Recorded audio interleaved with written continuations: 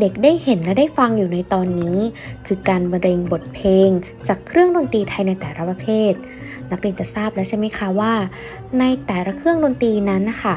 จะมีความแตกต่างของเสียงและมีวิธีการเล่นที่แตกต่างกันเดี๋ยวเราไปทำความรู้จักกันดีกว่านะคะว่าดนตรีไทยในแต่ละเครื่องนั้นมีเสียงอย่างไรกันบ้าง